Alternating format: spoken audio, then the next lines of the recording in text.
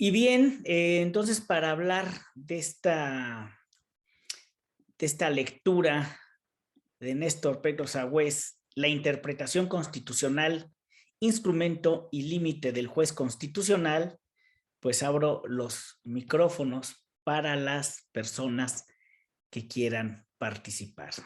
Las escucho. Bueno, pues la lectura comienza con una introducción. Perdón, Isa, ¿quieres pasar tú primero? ¿O continúo? Sí, Ana Paula, pues ya vamos a continuar contigo. Seguimos con Isa. Sí, una disculpa, Isa. Pues inicia con una introducción estableciendo que existen dos tipos de constituciones, una rígida y una que constantemente se está reformulando.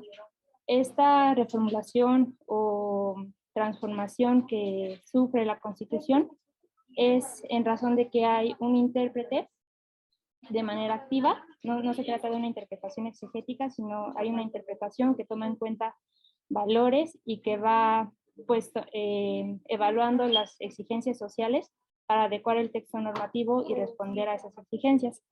Y además nos menciona que pues esta constitución rígida tiene su origen en un constituyente histórico y se tiene que interpretar de acuerdo a los valores o a las concepciones o a los ideales que había en ese entonces, mientras que la constitución viviente va reformulándose y va pues precisamente atendiendo a estos nuevos criterios que van surgiendo, y de ahí el autor menciona que el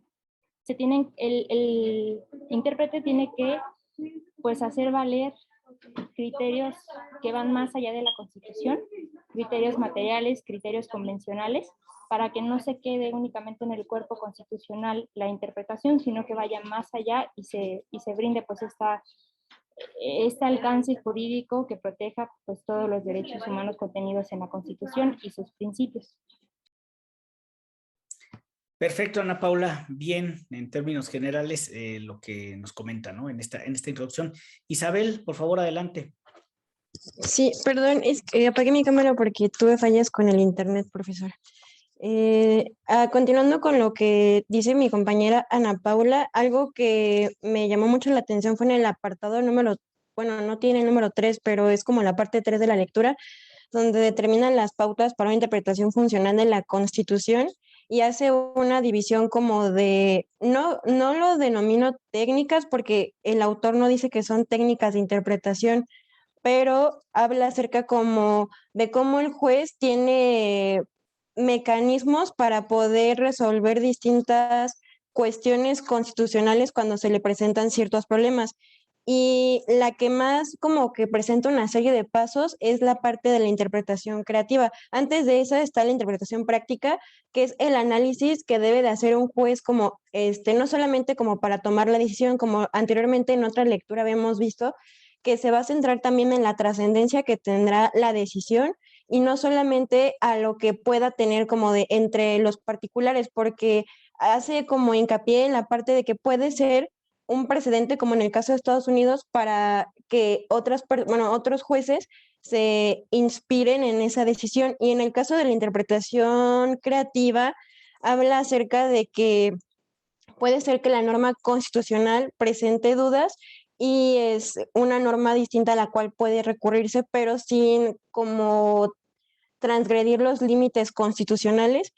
Y una parte como muy particular es el caso de las cláusulas progresivas, que más adelante en la lectura, o sea, lo menciona en sentido de que el juez constitucional puede actualizar permanentemente un concepto, y el ejemplo que ponía era el caso de las penas crueles.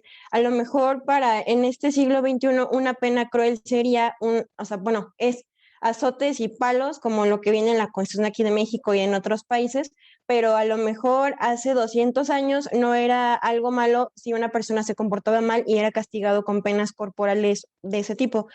También añadiendo la parte de las lagunas constitucionales, es de que, como antes ya lo habíamos mencionado, de que no haya lagunas constitucionales, sino que el juez es quien las encuentra y que dice no puedo adecuarlo, pero este autor dice, bueno, aquí el juez tiene su rol creativo para que pueda basarse en un procedimiento acerca de la integración de la norma.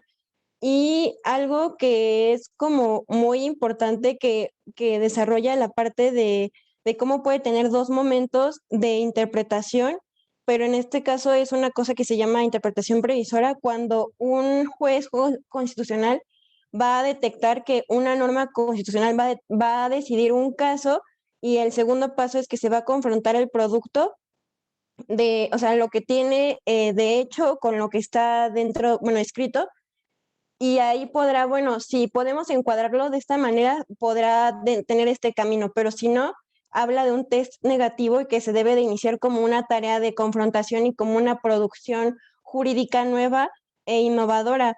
Y en este caso, el juez, como en las otras interpretaciones, debe verificar que los resultados no sean indiferentes a él mismo, porque no es como que él sea apartado de esa decisión, sino que él va a ser parte por la crítica que pueda tener en algún futuro, o en este caso, la parte de la opinión pública que pueda repercutir toda su toma de decisiones. Perfecto, Isabel. Sí, un análisis muy completo y además interesante, ¿no? Esta parte de la interpretación creativa, creo yo que es nos lleva un poco a lo de Guastini. ¿Se acuerdan cuando hablábamos de la interpretación correctora? Que decíamos, el juez finalmente valora y decide, es decir, ante cada disposición normativa se encuentra ante un problema y finalmente tiene que resolver en consecuencia. Y de ahí, pues justamente esta importancia, ¿no? De la interpretación vista desde una manera creativa. Y nada más para apuntalar, ¿se acuerdan cuando veíamos a Ronald Dworkin que él hablaba de dos tipos de interpretación y decía, hay una interpretación meramente científica que solamente se fija en las causas, por ejemplo, la llamada interpretación de las ciencias duras, pero por ejemplo hay otra interpretación que es la artística, ¿no? Que va un poco más allá. Entonces, creo que ahí también podemos encontrar algo relativo. Agustín, adelante. Gracias, doctor. Ahondando un poco en lo último que nos dijo mi compañera Isabel respecto a las fronteras de la interpretación constitucional, me llamó mucho la atención que lo que dice Sagüez, de que es un problema lo de los topes del juez constitucional, el hecho de estar sometido al poder constituyente, porque es, a la vez que es custodio, también es quien dice lo que es la Constitución.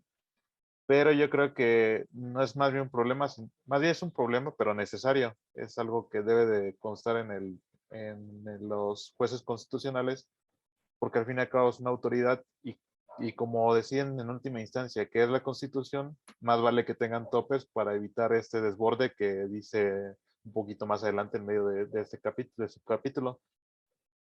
Y también me llama mucho la atención que habla sobre las causas del por qué no desbordan esta función de los jueces, que son más allá del sistema jurídico, ya sea por temor a represalias sociales, por los medios de comunicación, o porque se les ha enseñado en las facultades de Derecho que la Constitución es sagrada y que no debe de violarse, que no debe irse más allá de lo que dice la Constitución. Y creo que sí, yo no postularía la tesis que habla al final de que los jueces deben de ser independientes del poder constituyente, por eso mismo, porque estos topes son los que evitan que los jueces, digan algo que puede hasta incluso ir en contra del mismo sentido de la sociedad. Gracias, Agustín. Luego veremos con más detenimiento ese tema, pero a ver, evidentemente la interpretación tiene límites, hay techos, hay límites, hay fronteras, no es un ejercicio plenamente libre. Veremos alguna lectura, incluso propiamente de los límites, pero aquí sigamos justamente también un poco, ya dices tú en lo que difieres. Yo, por ejemplo, yo difiero de que tengamos esa idea del constituyente tan pétrea, ¿no? Tan rígida, de que incluso ven que él habla al inicio de la lectura, ¿no? Como una constitución testamento, ¿no? Una constitución prácticamente, nos la dio el constituyente hace 100 años y prácticamente nos tenemos que aguantar, ¿no? Pues, una constitución estatua. Exactamente, eso a final de cuentas, pues es la que yo les decía, una constitución reverencial, ¿no? Prácticamente la vemos y parece que le hacemos alguna reverencia. Pero bueno, Evelyn, adelante. Ay, perdón que apague mi cámara, pero es que mi internet falla. Pero sí, justamente iba a hacer referencia a esto que estamos hablando de los dos tipos de las constituciones.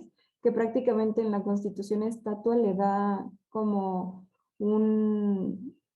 como que un trabajo interpretativo, pero de tipo arqueológico jurídico, que prácticamente lo que tiene que hacer la persona que va a interpretar o el intérprete jurídico es buscar qué quiso decir igual el constitucionalista originario. Y en la Constitución viviente, o sea, incluso con este tipo de interpretación como que se debe de complementar con más contexto social y con otro tipo de instrumentos, no solo con el tipo con lo que plasma ya la Constitución. Correcto, Evelyn. Bien, ¿no? Ahí retomando ese tema justamente de los tipos de constituciones. Andrea, adelante, por favor. Sí, doctor, gracias. Bueno, algo que yo pude ver así a través de la lectura es que le da un trabajo muy importante al juez en cuanto a su interpretación, porque le atribuye que tiene que considerar circunstancias sociales, tiene que considerar incluso hasta los efectos que pueda producir sus anteriores pronunciamientos, y más cuando se trata de un juez constitucional que tiene que actuar como un órgano de control constitucional, e incluso llegó a hablar de la supremacía de la Constitución, que no puede estar pues como al mismo nivel o debajo de alguno de los poderes constituidos del Estado. Sí, incluso mi crítica, yo hay una crítica que creo que ya he hecho delante de ustedes. Yo critico mucho que en México no tengamos un tribunal constitucional que sea distinto al Poder Judicial Federal, porque la gran mayoría de los países tienen un tribunal constitucional, porque si bien es cierto, aquí se dice que la Suprema Corte asume funciones de tribunal constitucional, pues no deja de existir el riesgo de ser juez o parte, y no deja de finalmente ser uno de los poderes constituidos. Yo, si lo pusiéramos así en una esfera, yo imaginaría o imagino al Tribunal Constitucional como por encima de los poderes constituidos y como defensor de la Constitución, porque en estricto sentido los poderes constituidos emanan desde la propia Constitución, ¿no? Desde ahí emanan, desde ahí son reconocidos. En consecuencia, pues cómo van a ser ellos mismos los que puedan salvaguardar o proteger a esta Constitución. Por eso mi crítica, ¿no? Que siempre he hecho, y creo que un poco de ello se desprende de esta parte. Y para concluir solamente hoy, con esta primera mitad de la lectura, sí me gustaría que esta lectura la concluyéramos el día de mañana con la mayor cantidad de gente posible. Nada más me gustaría hablar de un tema concreto que incluso recientemente platicaba yo con un amigo, que es concretamente la denominada interpretación política, y retomarlo justamente como Néstor Pedro Sagüés lo menciona, ¿no? Yo les voy a contextualizar un poco, ¿no? Decía recientemente un amigo, por una decisión que toma un juez, dice, ¿cómo es posible que ese juez haya tomado una decisión en términos de una presión política?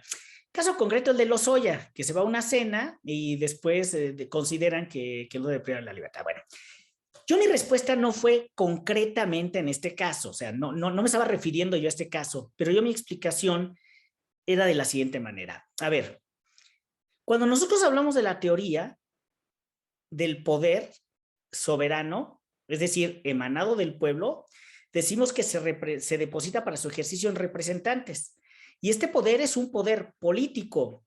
Poder político, no en los términos, como dice Néstor, que luego lo malentendemos, que pensamos en partidos políticos, ¿no? Que pensamos en elección. No. Político en términos de polis. En términos de lo público, de lo que nos interesa a todos, de esta convivencia, de este compartir. Pero en consecuencia tenemos este poder político. Y este poder político, les decía yo, por su naturaleza es indivisible. Es un poder único e indivisible que se divide para su ejercicio en funciones. Las funciones clásicas es una función legislativa, ejecutiva y judicial. En un modelo como el mexicano, que tenemos un sistema presidencial, el poder legislativo y el poder ejecutivo son electos por el voto popular directo, es decir, tienen una representación popular directa. Pero ojo, eso no significa que el poder judicial no tenga una elección popular. Sí es una elección popular porque o bien lo designa el Ejecutivo o bien lo designa el Legislativo. Entonces lo que tenemos es una elección popular indirecta. Pero por otra parte, al ser una de las funciones del poder político, claro que su función también es política. Es decir, cada uno de las funciones del poder tienen una función preeminente. El Ejecutivo una función preeminentemente administrativa, el Legislativo una función preeminentemente legislativa y el Judicial una función preeminentemente jurisdiccional. No obstante, los tres son funciones del ejercicio del poder. ¿De qué poder? Del político. Entonces, claro que sus decisiones son políticas. Y políticas, como dice Néstor, no en términos de que van a hablar de la derecha o van a hablar de la izquierda o se van a colocar en una posición de centro. No, políticos porque sus decisiones trascienden, impactan en una comunidad, impactan en la identidad, impactan en la unidad, impactan en la ideología que tiene una comunidad y que tiene un Estado. Entonces, evidentemente, claro que la interpretación que se hace desde el ámbito constitucional es una interpretación política. A lo mejor volviendo al caso de Lozoya, pues ahí no me dio lo político, o sí, no sabemos finalmente, pero hay una parte procedimental en la que se encuentran condiciones necesarias para que se pueda dar un supuesto de hecho y en consecuencia se materializa o se hace la conexión jurídica. Pero evidentemente que el intérprete constitucional, todas sus resoluciones tendrán un impacto político. ¿Por qué? Porque son sobre la norma referencial, es decir, el punto de partida de todo el sistema de reproducción, de toda esta cadena normativa, del sistema de reconocimiento y de validez. Por ello, claro que es política la resolución y, por otra parte, claro que no nos debe de asustar. Por el contrario, creo que debemos de entenderlo desde esta idea. Más bien lo que debemos de hacer es cambiar conceptualmente el entendimiento que tenemos de política, alejarnos de esa visión peyorativa o negativa que tenemos de la política como la búsqueda del poder por el poder a través de los partidos políticos y entender a lo político, yo diría, desde esta visión aristotélica, ¿no? Del sum politicum y toda esta idea del animal político y que todos en sociedad pues buscamos este punto de convivencia y generamos relaciones de este tipo. Yo le dejaría por mi parte hasta acá. No sé si ustedes quieran agregar algo más, comentar algo más de lo que hemos visto. Si no es así, les propongo que lo dejemos aquí y que el día de mañana concluyamos con esta sesión. ¿De acuerdo? Hasta acá dejo esta grabación.